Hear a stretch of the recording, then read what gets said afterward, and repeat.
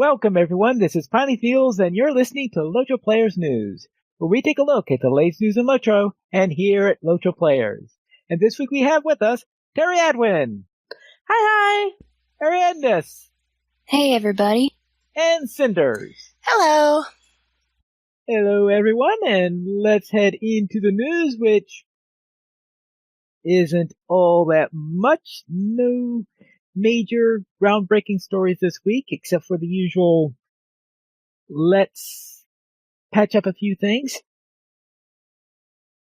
And that's because we do have a small patch this week. But we'll talk about that after we have a look in the beacon. And let's begin with the community spotlights. Applications for the Crick Hollow Music Winterfest 2018 opens up on November 16th at 4 p.m. That means they are already open, and you can click on the link for information on how to apply. And that's on Crick Hollow for their annual Winterfest Music Festival. And we have the 10th annual Grand Elven Ball on Laurelin on November 24th. The Battalion Kinship will be holding a duel tournament event on November 25th on Laurelin, and you could click on rules and details at the links provided. And if you missed the performance by the Arduino Ensemble on playing Baron and Luthien, then you could click on the link provided there. And our kin haul for this week is Fire Dragon on Brandywine seeks new members. Fire Dragon is a level 40 kinship that was with a really friendly group of players. They are mostly in their 40s and 50s, so our kinship would be probably appeal to older players. Their play style is relaxed and friendly. They also play online tabletop games during the week. And which server did they say they're on? I guess Brandywine. Brandywine. All right, so that is a Brandywine server. Thank you. Right there at the top. Yes, it's right there. Yeah, on Brandywine. Yes, you even said it. Yeah, apparently that one did not stick in my mind. It wasn't bold, so I couldn't find it again. Very well.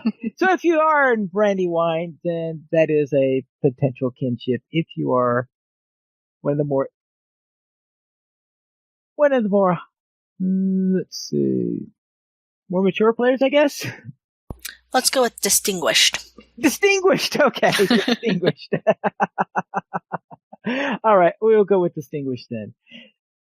Then let's head into our weekly comment. And the question is, what do you think is the most consumed food item in Middle Earth? Ale.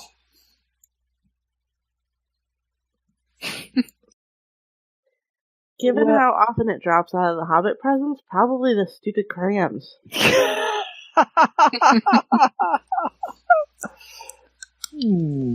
I didn't think about that, but I mean, think about, even if it's dropping out of the Hobbit presents, how often do we use it? Well, I just delete it when I get it, so I don't. But if everybody follows our general trend, then it couldn't be the most consumed food item. I'm pretty sure that most people hang on to it. I know that I do sometimes hold on to the crayons and use them for not on my cook characters, but for my other characters. I sometimes use them if I don't have a ready source of food. Now, if I have a ready source of food, such as Sanswinda dropping food on me whenever she has a chance. right, that's what she does. Right? Say it rains from the sky. It rains from the sky, yeah. So it's a sanctioned food fight? Sanctioned food fight. Like a very polite and sanctioned one? Like just kind of passing? Well, I don't think she's ever had it turned down or been reported for it, so probably?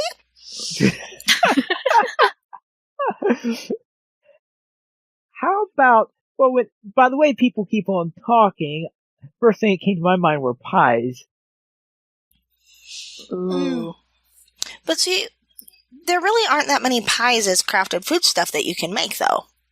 Well, that is true. The question is, though, are we talking about LOTRO's Middle Earth or Middle Earth in general? In which case, the answer would probably definitely be either ale or pie. Mm-hmm. Yeah, I discounted pie because they were saying food instead of beverage. You discounted ale. Yeah, discounted. Yeah, ale. Are you okay, Pie Life? It's one of those days, isn't it? I picked ale just because I was thinking in LOTRO, one, all the places you can go to get ale or alcoholic beverages, all of the different drinking activities that you can do, and things like the hidden shire deed for drinking all of the local ales. And, I mean, there are even kins literally named after the beverage, so that was why I went with that one. Sorry. I thought you were going to say something about just the presence of dwarves alone. Well, I wasn't going to, but that totally makes sense. And the hobbits aren't exactly the most sober of Middle Earth either. That's true.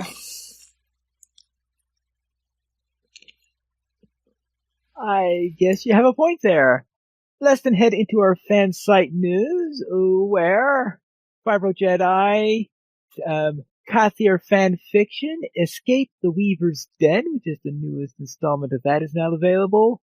And we have Ugir's Epic Adventures on Brandywine. You can watch Midgard and Middle Earth, and Gondor Has No Druids. And we also have Adventures After Dark with Big Ed Mustafa, and you can watch Lord of the Rings online. Be bold, be wary with Apulu Thelgar, and you can watch Lotro with Mort on the Gladden server, and watch Bard, Bagpipes, and Battles with Doug Glendower. And you can watch Agent Brigand explore the legendary server Honor.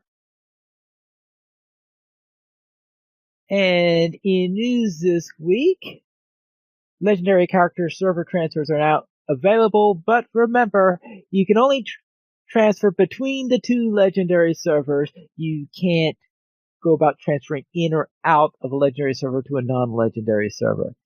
The idea here was to allow, hopefully, to get a little bit of balance between the two. The idea is not to have everybody jump into one server, but trying to get things to be more balanced so that we could have things a little bit, so we don't get too many things like queues and the like. Let's go into our screenshot of the week, where Crown of Antlers posted this week's screenshot. And it's a great shot. Yeah. I've never seen that mountain before. Yes, and I just think, okay, just what we need. I'm just thinking of a Revolutionary War general or something when I look at that picture. I actually think that is a war pony. Oh, is it? Well, that would fit what came to my mind then. Well, because the tweet identifies it as a pinto pony, so I'm pretty sure it's a war pony. Well, and being able to change it to match those colors, too. Yeah. I don't think I've ever seen one that color that wasn't a war horse. Or war pony in this case. War pony. War ponies. Okay. So, congratulations, Crown of Antlers. Now, for our update this week, we had update 23.1.5, where enemy damage scaling has been adjusted, including damage over time scaling. Monster damage has been increased at level 1 through 40 and decreased from levels 60 to 100. And in quest and adventure areas, the damage effect applied by Watching Stones in Agmar has been tuned too high and has been reduced to again allow passage past the stones once Volume 1, Book 6, Chapter 6 has been completed. What, you mean you weren't able to get through it even after completing it? Apparently. Man, and I didn't get Sans through it before they fixed that. That would have been really funny to watch her.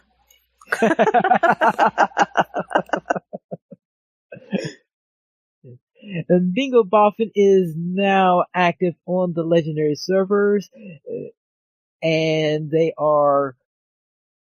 Part 1 was activated this week, and they will be incremented weekly for the first 24 weeks, because right now they've only set the first 24 weeks because those are the ones that take place in Eriador before you cross into Moria.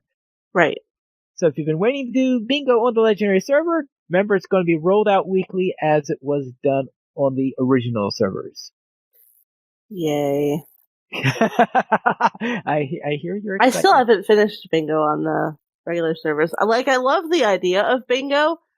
I just haven't actually gotten around to finishing it. Ah. I've been having fun doing it with Pineleaf and Sans on Kirk. I think that's the furthest I've ever gotten with him, though, is how far we've gotten on Kirk Hollow. Yes, because I remember when we were doing that the last time, we were thinking, oh yes, this is, I guess it would have been last week. Yeah, so you remember how this goes, right? And you said, no, this is the first time I'm doing it. Missing terrain issues in the North Downs have been fixed, and stuck spots have been fixed in Tlingris and Anuminus. Corva Woodride in the Blackfold headquarters now responds more quickly. And a missing terrain texture issue in the North Downs has been fixed. And Fight for the Grey, the Where the Dragons Dwell weekly instance wrapper, will no longer sometimes get reset between logout and a log in, which is probably good because I think they just unlocked that wrapper. And players on the Legendary servers can now access Grimdiorn's Lodge to complete their level 50 class quests. Oh yeah, I guess that would have been a little bit of a problem if the Bjornings there weren't able to get to Grimdiorn's Lodge. Just a little bit. Yeah. And yes. But this means I have a feeling that came because some level 40, high 40s Bjornings were saying, where's our class quest finish upper? Oh, I'm sure there's people that are already level 50. I'm sure of it. And High Elf Quest Into Darkness Falls a Star, a significant NPC should no longer fail to appear at the end of the Battle of Daggerlad. Now how is that to a spoiler-free note for a patch note there? And for Thickle Gundul, Fell Spirit's health has been reduced in Tier 3. Fell Spirits that are channeling may now be interrupted by Fellowship maneuvers, and this is in response to a thread where there were a lot of complaints that the Tier 3 version of Thickle Gundul was tedious because of the Fell Spirits in there. So they decided to reduce them a bit so that they would be able to manage them. Especially considering that the Fell Spirits are are secondary mobs in any case in that particular place. I mean secondary even for trash mobs. And miscellaneous, the launcher will now dynamically update your position in line if you are in a login queue. That's probably not going to be tested for another 3 years now. I haven't run in any queues recently, so we'll see. And the Legendary servers will now check your VIP status upon initial login. I would presume that means that before it was waiting until later, and so you get all this far and then it kicks you out. Oh, you're not VIP. Click. I could see that being a problem. That would be really disappointing. It would be disappointing. You thought, oh, I got in. No, I didn't get in. Well, it tells you in the launcher that it's a Legendary server and it's only accessible for VIPs. So why would you even be trying to log in there if you know you're not VIP? I was thinking more about the people who maybe thought they were VIP or something like that, or couldn't remember, who tried to log in and get in, and you're like, yeah, I'm totally VIP, and then, oops. Nope. Let's head into our store sales. And Terry, what's for sale this week? Nothing good. Nothing good. Not a thing. What, crayons? As a matter of fact, 20% off now through November 22nd. Stat tomes, regeneration food, run speed boosts, attack damage boosts, and the weekly coupon gets you Skill and Slayer D ×1 with coupon code SKILLSLAYER now through November 22nd. It's interesting to note that the last time we updated store sales in our template that we use for show notes, we used the date of September 27th, and that's what the sale was on the September 27th date. Because the only thing that I had to change for the weekly coupon was the date and the actual code.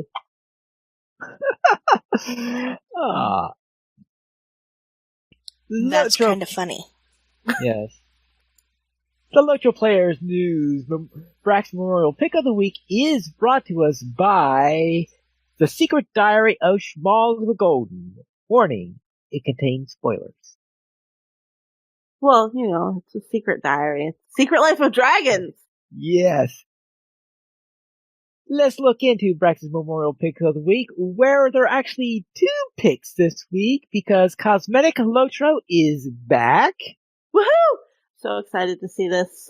Cosmetic LOTRO is Himney's blog, which I was surprised didn't get a mention in the beacon, and because it didn't get a mention in the beacon, it gets a mention here, because it's awesome. It was one of my original inspirations to getting into cosmetics in LOTRO. And she's back with a series of outfits that she's using just on the Legendary server, and she's only going to be using cosmetics available to everybody else. Now, that doesn't necessarily mean that she won't be using store cosmetics, but she's going to try and keep them to a minimum. Ooh. And that's a nice, pretty outfit she's wearing to play the fiddle. Yeah. And let's see. A blacksmith's apron. That's something that's available on every outfitter. And every outfitter. Yeah, that's what I would have thought. Yes, any outfitter. Yes, a high elf intro instance. That's going to be a little. Well, I guess you just need to create a high elf and dump it in there after that. Plumed hat, of course, is the intro area. And now that you get into there, you get double rewards now because you've got that extra quest added in. You can always take the plumed hat in addition to the equipment hat. Into the equipment hat and a student's fiddle, which you can get from any bard. Yeah, so very easily, readily available stuff that's there. I must admit I never thought of using a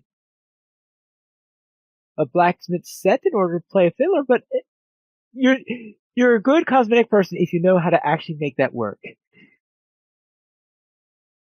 I'm sure that if I tried it, it would just look blah somehow. Let's then head into the Dwaro Scholar, who is now streaming on Twitch. Yeah, so we've had him as a guest on the show a couple of times. The last time he was on was to talk about Harnkegger games last year. But that's the person who is behind the Neo Kazad plugin, the Dwarvish language plugin. Nice. I actually caught one of his streams this week, and it's really cool. It's talking about dwarves and going through. Well, when I caught him, he was on the Legendary server with newly created dwarves.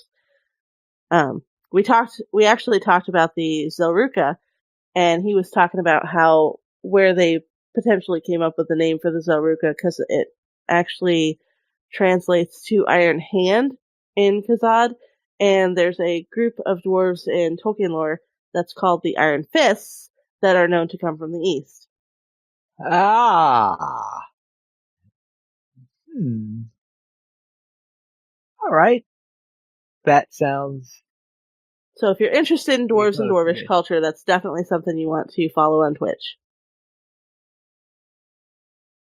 Yes, it's the Dwarves stream exploring games from a dwarvish perspective. Does that mean he also does other non-LOTRO games that relate to dwarves? Yep. Then let's head into our new player question of the week. And Arandis, what's this week's question? This week's question could be very simple. I'm not 100% sure. I was in a group recently and we were fighting a mob, and someone in the group said, try to interrupt him before he heals again. And I wasn't exactly sure off the top of my head if there were specific skills that were interrupts or if there's something special that you have to do for an interrupt. And so my question is, how do you know if a skill is a quote unquote interrupt skill, or is there something special that you have to do in order to interrupt something? It will tell you in the tooltip if it interrupts. That's why I said the question could be simple. Yes, you'll find it there. Were you on your champion? I honestly can't remember. Because champion one's easy, it's clobber. It's one of the better ones around. A lot of them have really obnoxious cooldowns. Addle, I think, is the burglar one. Yeah, that's the burglar one. It's got a 6-second cooldown, if I remember correctly. And then Clobber's the champion one, which also has a fairly swift cooldown. Although it's never quite swift enough if you got multiple stuff that's inducting. So Lore Masters, I believe, have 3, if I'm remembering correctly. I know for sure they have 2, and I believe that they have a 3rd one. And they all are accompanied by a stun as well. Yeah, and any skill that is a stun will also interrupt, provided the stun goes off. Yeah, stuns and mezzes, will interrupt. And in fact, there are some cases where that's almost what you have to use. There are a couple of mobs that are immune to regular interrupts. For example, the Shepherd of Filth, when they're summoning their worms. Mm-hmm. A regular interrupt will not work on a Shepherd of Filth. You'd have to stun the Shepherd, or you have to try to mess the Shepherd or something like that. Right, because there's no induction. There's not the little swirly of induction. Yeah, but it doesn't have the induction swirly, but it still takes some time to do it. Yeah, it's still interruptible if you can get the stun correctly. Yeah. Now, with a Warden, for example, there are 3 gambits that are able to interrupt with, and if you interchange them, because while there is technically a cooldown to the interrupt ability to it, you could go between the ones and you could probably be able to do it at will, except for the fact, of course, that getting the combos set up so that you could do the interrupt, because setting up all the gambit and stuff like that, which is the tricky part on the Warden side, which means that, the champ one is probably the easiest one to actually use. It's just press a button and hopefully you're not going to need another one in 6 seconds. Burglar. And in the chat they have some more information on racial interrupts and stuns.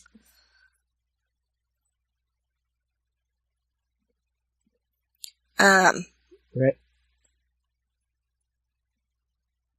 And there are a couple of skills that might give one, that has a chance to it, such as the shout by a minstrel, the opening shout they have on there.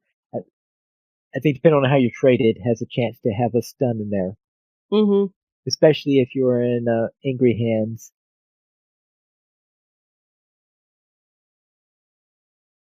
And I think the headbutt that dwarves have, I think, and the rock toss that hobbits can get, I believe they have a chance for a stun, but I don't think they're very good chances.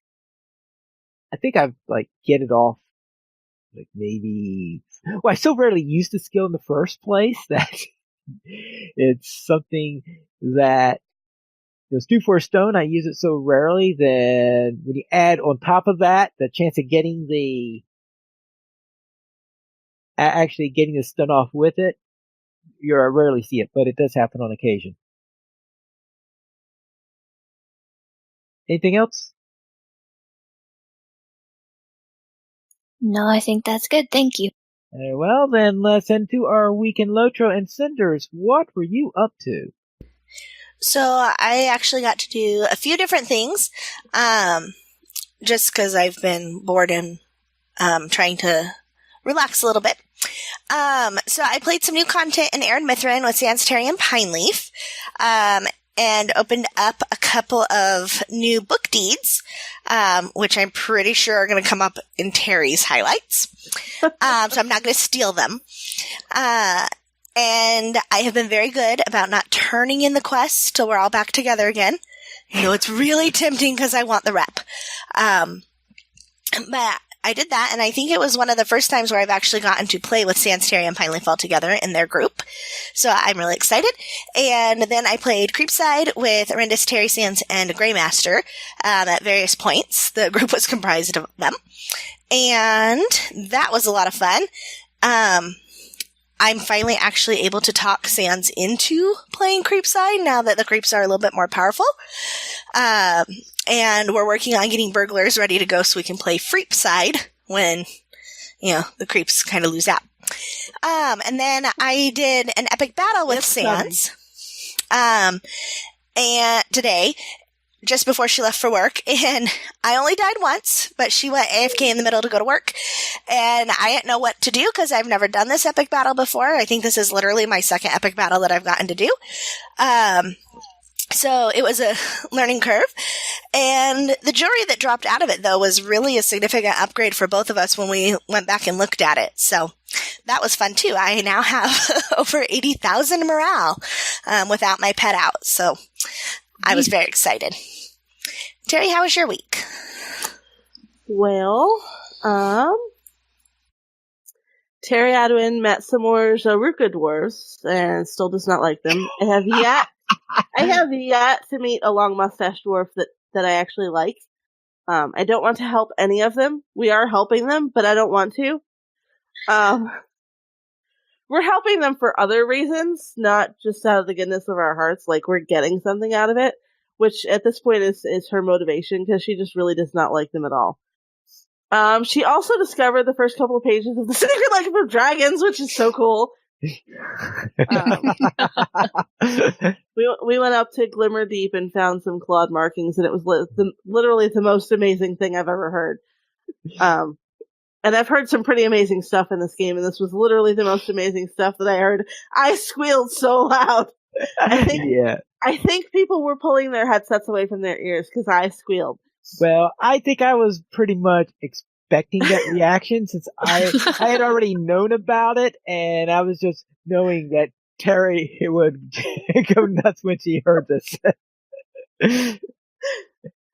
And my area lore master is making good progress through Volume 3.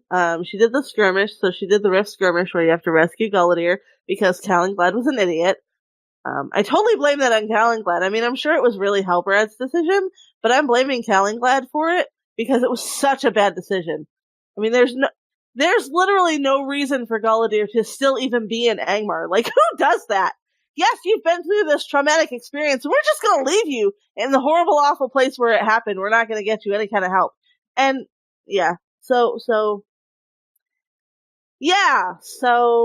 I also discovered, I guess with the tweaking that they've been doing for the mob morales and stuff like that at the mid-levels, those session plays are so much easier than I remember them being. Like, I'm used to going through the session play and you hit the mob, and then you hit the mob again, and then you wait for your skills to come off cooldown, and you hit it maybe a couple more times, and then you're out of power, and you wait for that to fill back up.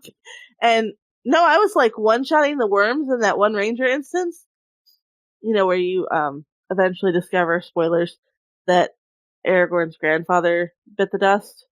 The beginning part of that. Yeah, the beginning part of that is you've got those worms that you have to go up and fight, and so you go into stealth as the ranger, and you put the mark on it, and then you use like one skill, and the worm is dead. And then because I also remember that the stealth used to take like ages to cool down on the ranger skills. No, it cools down like immediately, so you can use it again. So you can just keep going. I got through that instance probably faster than I've ever gotten through that instance. And then just a little bit ago, before the podcast, I was doing the one where you learn the origin of the Oathbreakers. And you remember, how much of a slog that instance is, right? Oh, where yeah. you have to keep Isildur alive, and you've got the trolls and stuff. I got through it in like 10 minutes. maybe. Well, yeah, probably, because you've got to wait for all the talking before you can actually kill things. So yeah, about 10 minutes. And it was super easy to kill, like, the orcs and even the trolls. And nobody died. I remember the last time I did it, I had to keep doing it, like, I think I did it 3 times on the last character who went through it, because the Isildur kept dying, or the other guy kept dying. When was that? It was a while ago. I think it was Lashillian who was the last one through it. Okay. It's been ages since I've been through those instances, because I love bits of Volume 3. I'm not a fan of the session plays, not because of the lore, but because of the mechanics of the fights really suck. Yeah. Or they used to. So much easier. And so I had to stop because I didn't want to be, like, reaching for tissues in the middle of the podcast. Because the next instance that's up is one of those ones that's going to make me cry. And then I managed to get my Atari on Anor out of the newbie area, so she's finished the intro. But I'm still not sure that I have the patience to play on the legendary servers on a regular basis, because waiting for marsh flies to respawn is not my idea of a good time. It's really not. And, champions don't get a bow skill until level 7. So when you've got other people in the instance that can do range, and you're standing there and you're trying to run up to it and it's dead before you get there, it's really inconsiderate of them to, like, they can see that I'm running and they just kill the thing anyway. Like, you can stop your auto attack for the 2 seconds it's going to take me to get there. No, they did not. They did not do that. That is not how that works. That's so strange, because I didn't recall there being all that trouble getting out marsh flies when I was on there. So yeah, I know. I heard you guys talking about the marsh flies, so I'm thinking that there's, like, tons of marsh flies. There were 2 marsh flies, and it took forever for those 2 marsh flies to respawn, because I ran all over the place. I remember you guys talking about the marsh fly queen, so I did not try to take her out. Oh. I ran around her. She was there. I decided not to pick a fight with her, because I was only like level 4. All right. That means that people in that area were killing them so fast that you only saw 2 of them. That yeah, because there were like 5 pew-pews out. It sounds like they were going beyond the quest and are just trying to drain XP on it and being rude about it. Sounds like to me. I don't know what they were doing, but I'm not a fan of competition, really. Yeah. Especially if I'm gonna lose. Like, if I know in advance that I'm not at a good position, like it's not a fair fight, that I'm just at a disadvantage, I don't like that kind of competition. I'll go play something else. So yeah, that was me. Rendis, how was your week? This week I dusted off my level 23-ish High Elf Hunter and ran around the Breeland Lowlands area with some of the people on the podcast. I'm so used to playing the champion that when I switch to other characters, I still play like a champion, even if they're ranged characters. So I would run up to mobs and basically shoot them in the face at point blank range. And as Sans can tell you, that's probably not the smartest way to play a hunter. So, but it was still a lot of fun. It was kind of good to try a different class just for the fun of it. I also went, as Cinder said, I went warging with Cinder, Sans, Terry, and Gray a couple of times, and I'm really enjoying playing Creepside, especially the stealth part of the warg. It's a lot of fun. So, Pineleaf, what have you done this week?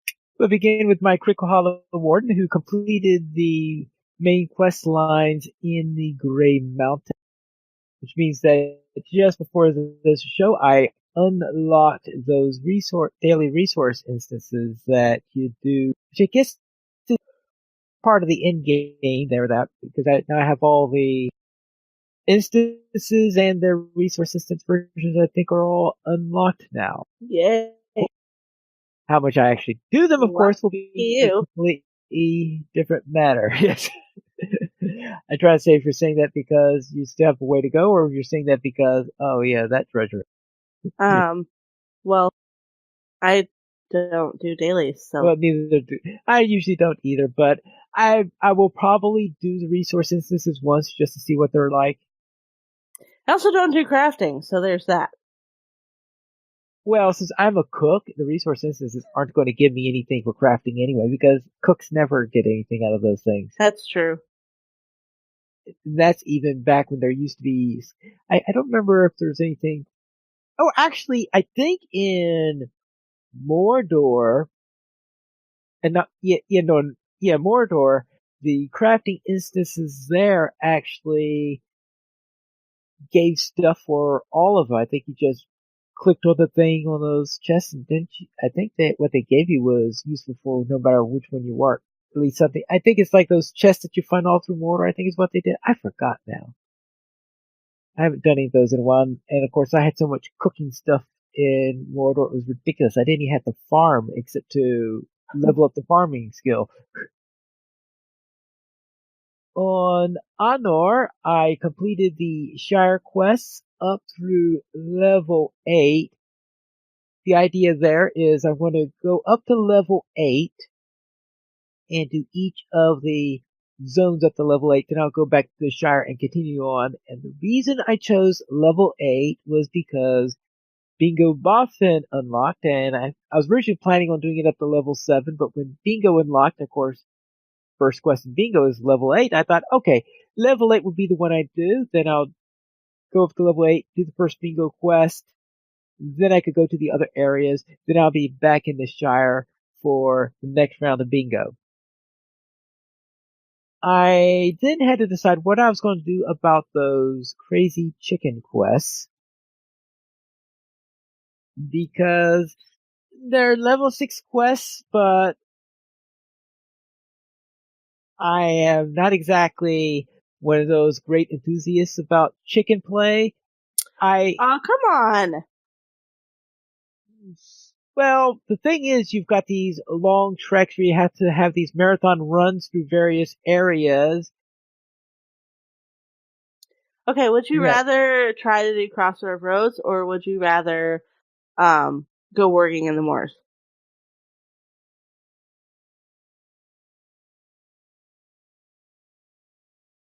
You guys, I may have stumped Pine Leaf. I wasn't even trying. Yes. Well, anyway, I did the first 3 quests in there, the one where you get the worms and where you talk to the hens and talk to the various animals of the Shire. So I've done those 3. I may at some time, if I have extra time, go try some of the others, but that's not going to be high on my priority list of things I must do.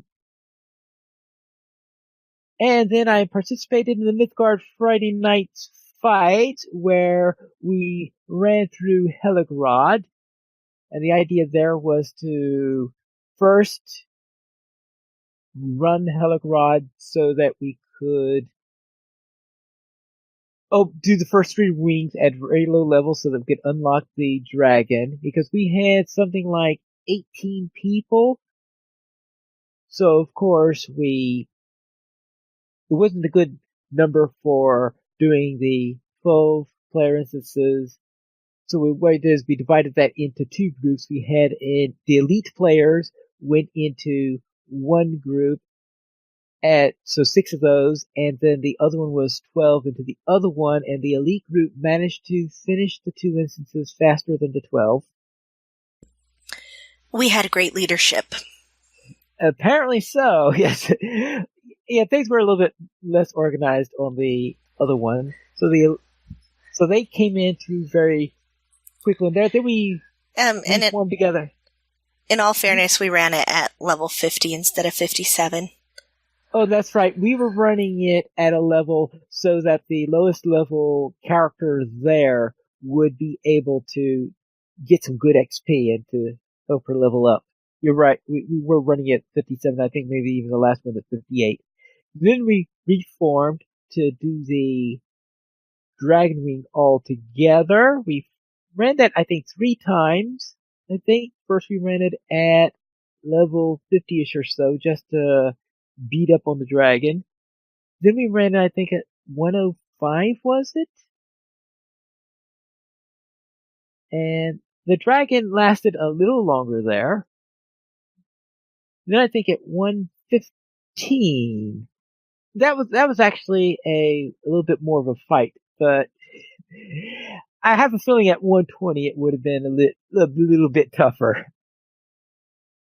But we did get through 3 run-throughs for the Dragon Wing. As I said, none of them were at level, which meant that we had a little bit of an advantage. Okay, a lot of an advantage on that one.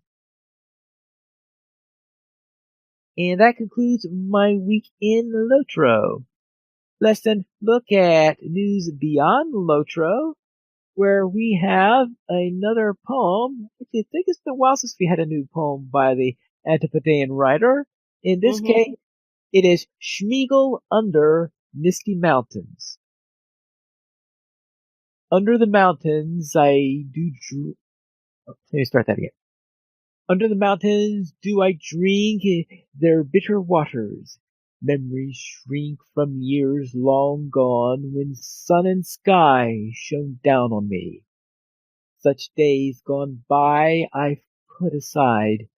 How dare my clan not realize I'm a greater man? I've become great.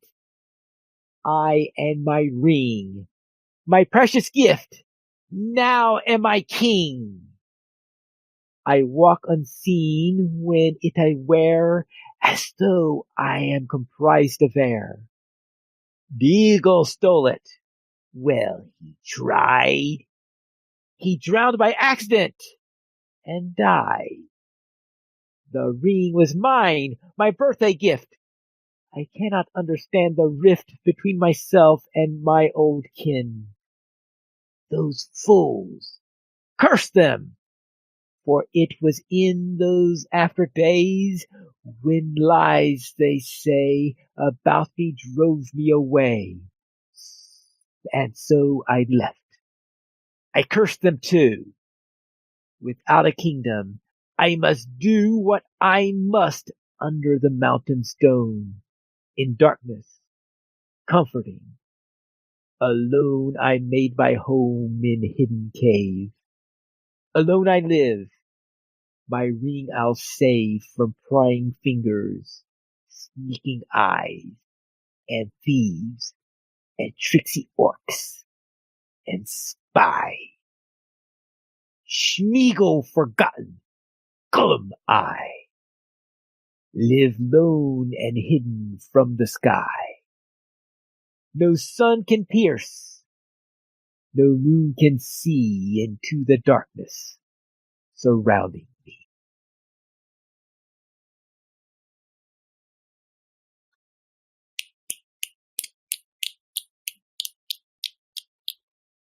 Whew. Well done, sir.